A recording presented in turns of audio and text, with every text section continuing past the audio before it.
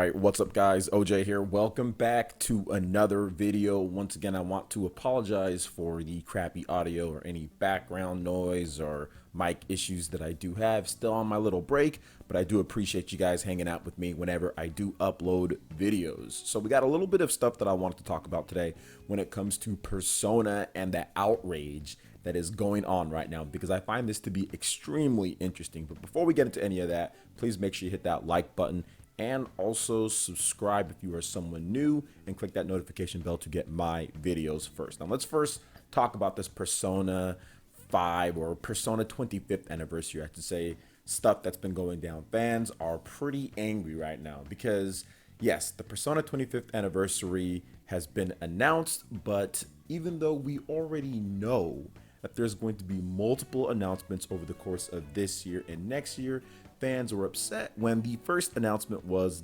you guessed it, yes, a concert. We have anime streaming in Japan, orchestral concert, and TGS 2021 online mini concert. So there will not be any brand new game announcements, which I thought maybe could come, you know, with a TGS or with like the 25th anniversary, like the first announcement wave.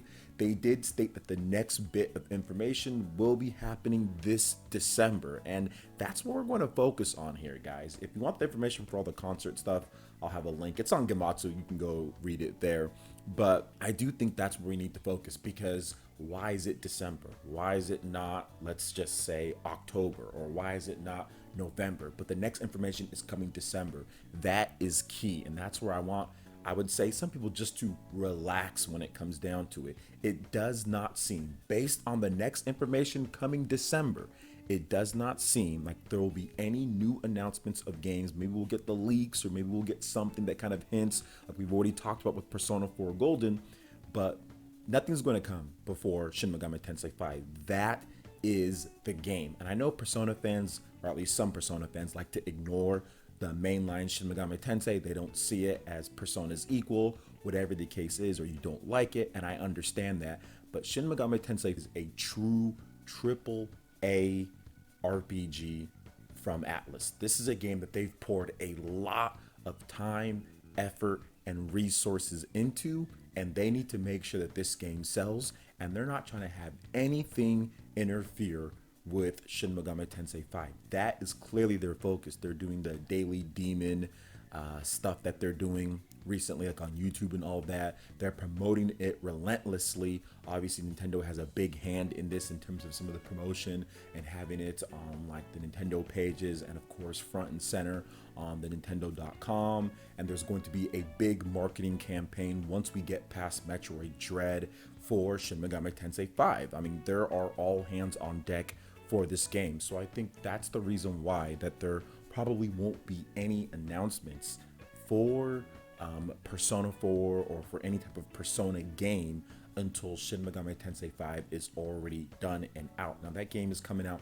mid-ish November or so they want to make sure that they get that full brunt of sales. Yes, I get it. Persona, you know, and Shin Megami Tensei mainline are not necessarily the same thing. There are similarities, but there are people who like the flow and style of Persona and like it a lot more, and I get that. But I would also say, if you're definitely an Atlus fan, this game, Shin Megami Tensei 5, is definitely a big game that is going to be really good, and it's also a game that people have been asking for, the type of big, you know, nice looking RPG that's made for the Switch that people have been asking for to come more, right? We want more developers to devote this type of time and effort and resources to the Nintendo Switch. So I think that it's important that people at least check it out to see if it's something that they're going to want to pick up if you're into RPGs or turn-based RPGs at all. But I think overall, at the end of the day, that's not the point. The point is that Atlus definitely seems, Atlus and Sega want to make sure that they get Shin Megami Tensei 5 off to the best start that they can get, you know. And I know, you know, when it comes to some of these things, you know, people don't like to hear that, and I completely understand some of the outrage out there. But remember, there are multiple announcements, you know, and I still feel that that next Persona game, or that Persona 4 Golden, or remasters of the old Persona games, or something is still coming, because there are multiple announcements, and Atlus is known for this. They're known for stretching things out over long periods of time. I mean, we've seen it, right? Like, this is not the first time they've done a long-term type of marketing plan, or hey, we're going to make an announcement of an announcement, or we're going to have this announcement and we're going to tell you more at this time, and we're going to hint at something for another time. Like, there's been times where they've done that, and I'm not actually reaching here. There's no Stretch Armstrong going on here. Atlus has said, hey, we have an announcement coming this day, and then once we get that announcement, it's say, hey, this is a little teaser for another announcement that's coming this day. Then finally, when that day comes, it's a more of a teaser for something else that could be coming later. I mean, Atlus has done this with Persona 5 before, so it's just something that we have to just kind of deal with when it comes to Atlus. I understand the outrage, but I still feel that there will be some mainline Persona action in terms of announcements with the remasters or something, probably in December. I'm hoping in December. Now, if nothing comes then we'll see what the next info drop will be and what they're going to do. They might even want to space out the rest of the year when it comes to actual game releases just for Shin Megami Tensei 5. They're going to push that game hard. It's probably going to be another big seller for them in the December, leading into the holiday, or more like the Christmas. It's already holiday, but the Christmas period. So I think they might even want to say, hey, we don't have any other new announcements for any other games until probably the following year. So that could also be a possibility as well. Shin Megami Tensei 5 is the #1 in Famitsu's most wanted polls, so it's getting a lot more interest than what the previous Shin Megami Tensei games got. So Shin Megami Tensei 3 Nocturne HD Remaster, Shin Megami Tensei 4, Shin Megami Tensei 4 Final, all these games did great in their own right, but at the same time do not have the type of hype and investment that Shin Megami Tensei 5 has on the Nintendo Switch with the first mainline console HD Shin Megami Tensei game. They've all been portable. Before then it was the Shin Megami Tensei 3, which just came back, but once again, that was originally PS2 game. This is the first one made for HD systems with Shin Megami Tensei 5, not including Tokyo Mirages. Don't count that as the mainline game. So you guys see what I'm talking about here, right? So there's definitely a lot of pressure and there's definitely a lot of hype going into this, and I think that that's what they're going to want to focus on for this year. But we'll see what happens in December. We'll see what happens in December. I'm not too upset myself, just because there's always a possibility when you're dealing with Sega and Atlus that this type of thing will happen. They're known for their concert announcements. They're known for hyping up those type of things, and fans do like these type of things that go on. I'm pretty sure all this Persona anime streaming stuff and Persona 5 concerts and all this different type of things, like those will all be pretty fun to watch or to attend. Persona has some of the best music of all time when it comes down to it, so we'll see how it all works out. But overall, let's just relax just for a bit and let's see what happens in December, and then we'll see what happens when they finish up the 25th anniversary announcements after Shin Megami Tensei 5 releases on the Switch. So what are your thoughts when it comes down to it? Are you upset? Are you okay? How are you feeling about this news? Let me know in the comment section below. All right, and moving on to the next topic, I did want to just briefly touch on my impressions of Cruis'n Blast for the Nintendo Switch. So I've been playing this game and I really didn't have too much expectations heading into it. I just didn't really think too much of it. I played the Cruis'n games back in the day on the arcades. Like, I used to actually go to the pizza places and go to the arcade machines and get into the physical, arcade sets of Cruis'n. That's pretty much the only place I played it. I think maybe I rented it one time on the N64 or something, or a friend had it. I'm not really sure. But my experience with Cruis'n is definitely just the arcade experience, where you have like the rumble and you have like the actual, gear shift from 1, 2, and 3, and like you're inside there. So that's always been my experience, and I've always thought that that was like the best way to play those type of games. Like, I kind of grew up on those type of games back in the day, getting into those sets. So it was interesting to see, one, that Nintendo actually owned the Cruis'n license. I had no idea if they owned the Cruis'n license, but they do. Nintendo pulls IPs out of nowhere sometimes, right?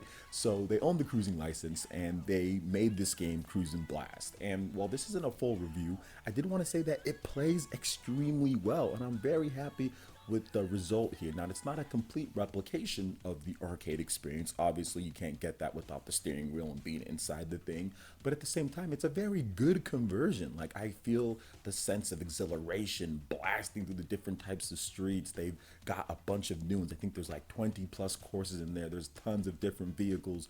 You have a speed bike, you have dinosaurs that you can ride on. You have different types of sports cars. You have Corvettes and all different types of things. You also have like fire trucks and police cruisers and Lamborghinis and all sorts of stuff. So it's very interesting in terms of the variety with different types of vehicles, and also with the variety with the different types of locations that you can go to, and the sense of excitement doing tricks, doing the wheelies, doing like the side wheelies, doing the backflips and stuff off the things, and also some of the strategy. I was impressed with the strategy of actually getting ahead.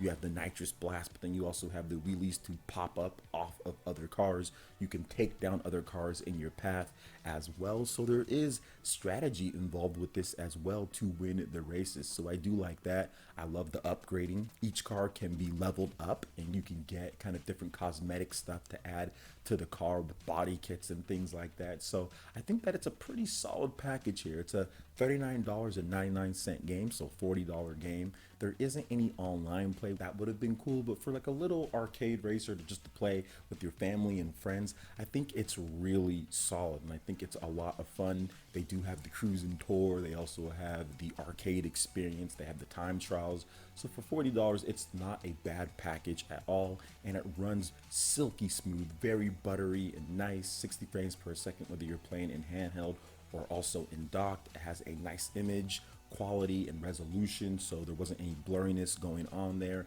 and it maintains that throughout the whole race. So I'm impressed with what they've done here, and I'm looking forward to playing more Cruis'n. I'm only about, I would probably say about maybe a couple hours in, hour or so. Just beat the first ones on the easiest difficulty, and then I'm going through on normal. I'm going to go through and try to beat them on all the different difficulties and unlock the different type of stuff. You know, when you're racing, you can get like different keys to unlock more cars. You can get cash to also buy the cars as well. So there's options there. So far, so good for Cruis'n Blast. Definitely recommend it right now if you're looking for a cool action arcade racing game to play. So what are your thoughts on this when it comes to the Persona debacle, and also with Cruis'n Blast? Let me know in the comment section below. All right, guys, that wraps it up for this video here. Check out the link in the description. I've got a sponsor page where you can become a member of PlayerEssence, get some cool perks, rewards, and benefits, Discord access as well. Also, make sure you hit that like button if you haven't already done so, and subscribe if you are someone new. Thank you so much for watching, and we'll catch you for the next video. Peace.